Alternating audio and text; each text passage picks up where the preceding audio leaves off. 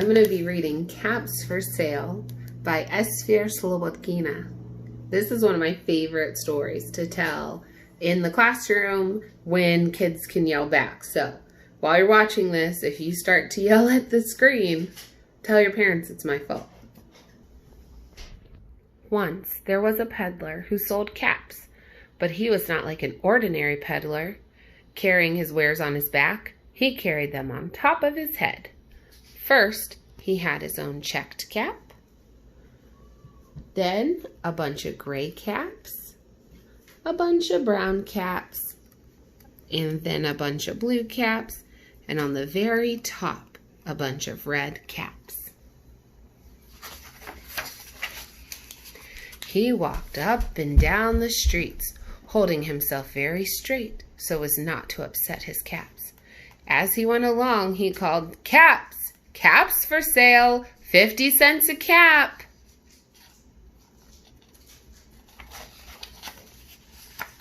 One morning, he couldn't sell any caps.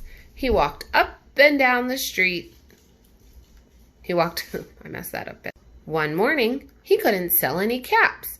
He walked up the street and he walked down the street calling, "Caps! Caps for sale! 50 cents a cap!"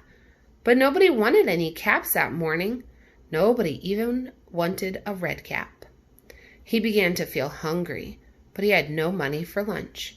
"I think I'll go for a walk in the country," said he, and he walked out of town, slowly, slowly, as to not upset his caps. He walked for a long time until he came to a great big tree. "That's a nice place for a rest," thought he, and he sat down very slowly under the tree and leaned back little by little against the tree trunk so as not to disturb the caps on his head. Then he put up his hand to feel if they were straight. First, he checked his own checked cap, then the gray caps, then the brown caps, then the blue caps, then the red caps on the very top. They were all there, so he went to sleep. He slept for a long time. When he woke up, he was refreshed and rested.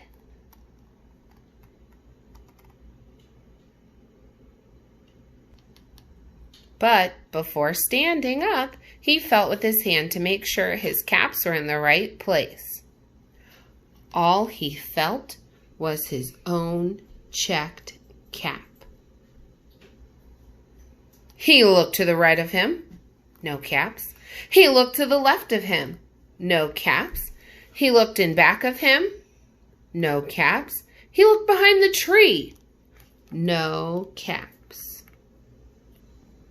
Then he looked up into the tree, and what do you think he saw?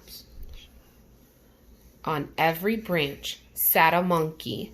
On every monkey was a gray, or a brown, or a blue, or a red cap. The peddler looked at the monkeys. The monkeys looked at the peddler. He didn't know what to do. Finally, he spoke to them.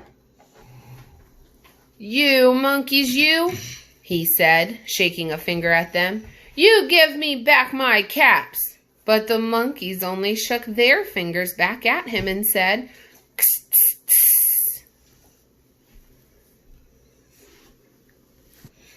This made the peddler angry, so he shook both hands at them and said, "You monkeys, you give me back my caps."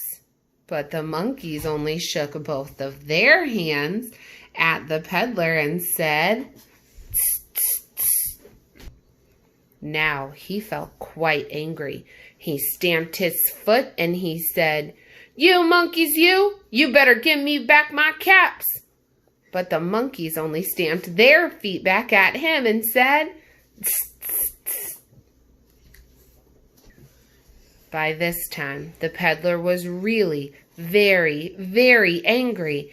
He stamped both his feet and shouted, "You monkeys, you must give me back my caps." But the monkeys only stamped both their feet back at him and said, "Tss, tss, tss."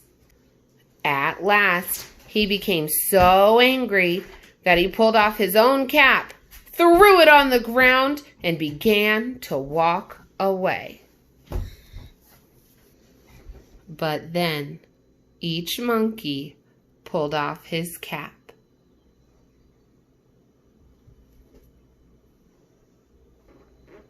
And all the gray caps, and all the brown caps, and all the blue caps, and all the red caps came flying down out of the tree. So the peddler picked up his caps and put them back on his head. First his own checked cap, then the gray caps, then the brown caps, then the blue caps, then the red caps on the very top. And slowly, slowly, he walked back to town calling, "Caps, caps for sale, 50 cents a cap." The end.